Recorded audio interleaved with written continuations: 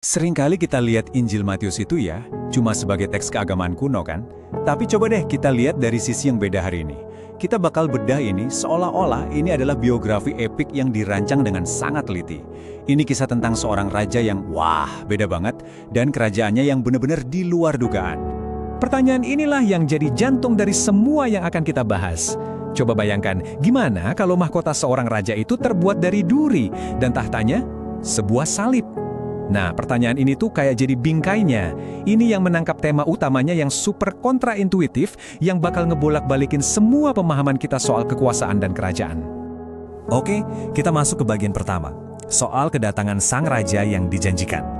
Fokus di sini adalah gimana Matius membangun identitas Yesus. Dan ini menarik loh, Matius nggak mulai dari cerita palungan yang populer itu, nggak. Dia langsung tancap gas, ngasih bukti-bukti kuat kalau Yesus inilah raja yang udah lama ditunggu-tunggu, yang udah dinubuatkan di kitab suci Ibrani. Coba deh perhatikan cara Matius memulainya. Unik banget, bukan drama kelahiran, tapi silsilah. Iya, daftar nama pohon keluarga kerajaan. Tapi ini bukan silsilah biasa, ada pola yang disengaja banget di sini. 3 set masing-masing 14 keturunan. Kenapa 14? Nah, dalam numerologi Ibrani kuno, nama Daud itu kalau dihitung nilainya 14. Jadi Matius tuh kayak lagi ngasih pesan tersembunyi, seolah-olah dia bilang, "Hei, perhatiin, Yesus ini bukan cuma keturunan Daud, dia adalah puncak, klimaks dari seluruh garis keturunan Daud."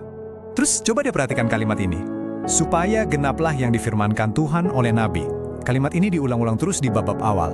Mulai dari kelahirannya, pelariannya ke Mesir, setiap kejadian penting, boom, Matius langsung menghubungkannya ke nubuat kuno. Ini tuh kayak nonton pengacara yang lagi nyusun kasusnya di pengadilan, nunjukin ke kita kalau semua detail ini bukan kebetulan sama sekali.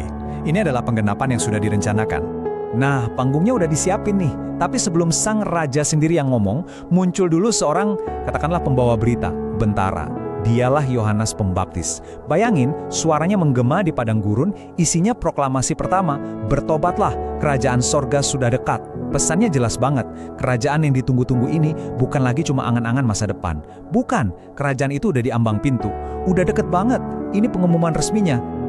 Oke, rajanya udah diumumkan datang. Langkah selanjutnya apa? Tentu saja manifestonya. Ibaratnya, ini adalah deklarasi visi misi kerajaannya. Isinya, prinsip-prinsip yang jadi dasar aturan main di realitas yang baru ini. Dan siap-siap aja, karena isinya bener-bener beda total dari apapun yang pernah didengar dunia saat itu. Dan inilah dia, intinya, konstitusi dari kerajaannya. Tapi coba perhatikan baik-baik, siapa yang disebut berbahagia? Bukan orang yang berkuasa, bukan yang kaya raya, bukan yang terhormat, pokoknya semua yang diagung-agungkan oleh Kekaisaran Romawi saat itu. Bukan, malah sebaliknya. Yang berbahagia itu yang miskin di hadapan Allah, yang berduka, yang lemah lembut. Ini yang sering disebut kerajaan berbalik. Semua nilai duniawi dijungkir balikan 180 derajat. Nah, ini juga penting banget. Yesus nggak datang buat menghapus hukum yang lama, tapi untuk membuatnya lebih dalam, lebih intens. Pergeserannya ini radikal banget. Fokusnya bukan lagi cuma tindakan luar yang kelihatan mata, kayak, oke, yang penting jangan membunuh. Bukan. Standar kerajaannya itu masuk sampai ke level hati. Sampai-sampai kemarahan yang tersembunyi di dalam hati pun itu udah dihitung sebagai pelanggaran. Dan inilah puncaknya, klimaks dari manifestonya. Perintah yang paling radikal, yang paling mendefinisikan segalanya. Coba bayangkan, di dunia yang isinya balas dendam dan permusuhan, tiba-tiba ada perintah untuk mengasihi musuh. Ini benar-benar melawan arus budaya saat itu. Dan inilah yang jadi ciri khas etika tertinggi dari kerajaannya. Oke, seorang raja itu kan gak cuma ngomong, ya. Dia juga harus bertindak, menunjukkan kuasanya. Nah, di bagian selanjutnya nih, kita bakal lihat gimana Yesus bukan cuma ngajarin soal kerajaannya, tapi juga nunjukin wujud kerajaan itu kayak apa. Caranya, lewat cerita-cerita yang kita kenal sebagai perumpamaan, dan lewat tindakan-tindakan luar biasa yang disebut mujizat. Kita lihat 3 contoh cepat aja ya. Yang pertama, perumpamaan tentang penabur. Intinya, ini cerita yang ngejelasin kenapa sih pesan tentang kerajaan ini kok tanggapannya beda-beda banget dari orang ke orang. Lanjut, yang kedua ada perumpamaan tentang lalang di antara gandum.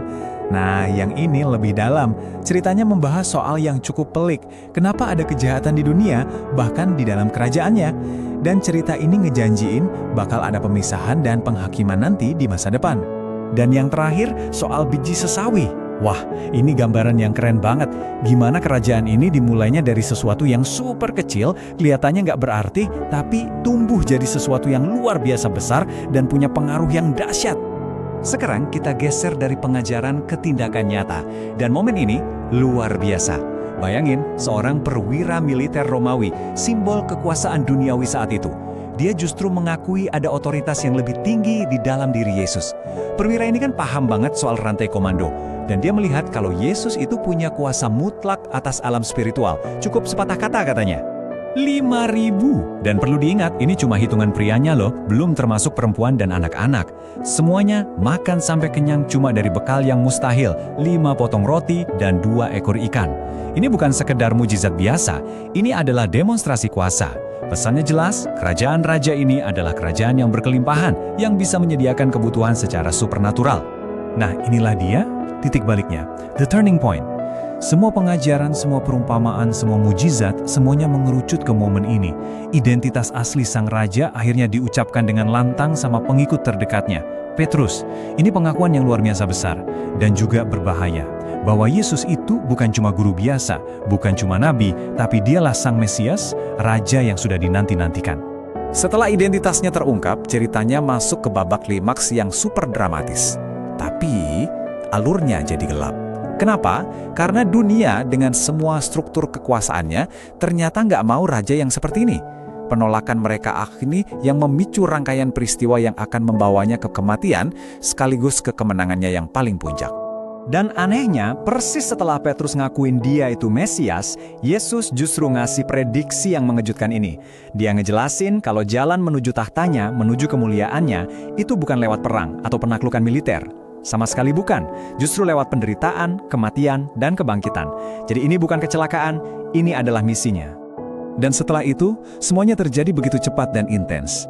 Dari perjamuan terakhir yang syahdu, langsung ke penangkapan di Taman Getsemani, lanjut ke pengadilan yang gak adil, sampai ke penyalipan yang brutal, dan akhirnya kemenangan lewat kebangkitan. Ini adalah rangkaian kejadian yang benar-benar mengubah arah sejarah. Di tengah-tengah semua drama itu, terdengarlah teriakan ini dari atas kayu salib. Sebuah momen kegelapan dan penderitaan yang tak terbayangkan. Sang raja, di titiknya yang paling rapuh, menyuarakan rasa sakit karena merasa ditinggalkan. Ini nunjukin betapa mahalnya harga yang harus dia bayar untuk kerajaannya. Lalu, terjadilah sebuah ironi yang luar biasa. Tepat di momen kekalahannya yang paling nyata, saat sang raja tergantung tak berdaya, justru seorang perwira Romawi, orang dari sistem yang membunuhnya, melihat semuanya dan ngasih kesaksian terakhir. Ini mungkin pengakuan yang paling gak terduga, tapi justru menegaskan identitas sejatinya. Tapi tentu saja ceritanya gak berhenti di kayu salib, gak berhenti di kubur yang kosong. Bagian terakhir ini fokusnya adalah apa yang terjadi selanjutnya. Apa kata-kata perpisahan dari raja yang sudah bangkit ini, dan apa misi yang ia tinggalkan untuk para pengikutnya. Inilah dia yang dikenal sebagai perintah agung. Otoritas sang raja yang tadinya kayaknya terbatas cuma di wilayah Galilea, sekarang dinyatakan universal, mencakup sorga dan bumi, segala kuasa. Dan dengan otoritas penuh itulah, dia ngasih perintah ke pengikutnya, pergilah, perluas kerajaan ini, jadikan semua bangsa bagian darinya. Dan ada janjinya, aku menyertai kamu senantiasa. Jadi, setelah kita menelusuri seluruh kisah ini, kisah tentang seorang raja yang mahkotanya duri dan tahtanya salib, kita sampai di pertanyaan terakhir. Cerita ini kan gak selesai di halaman terakhir kitab Matius kan? Ceritanya terus berlanjut sampai hari ini. Nah, pertanyaan yang tersisa buat kita renungkan bareng-bareng adalah, setelah 2000 tahun, seperti apa sih wujud kerajaan ini di dunia kita sekarang?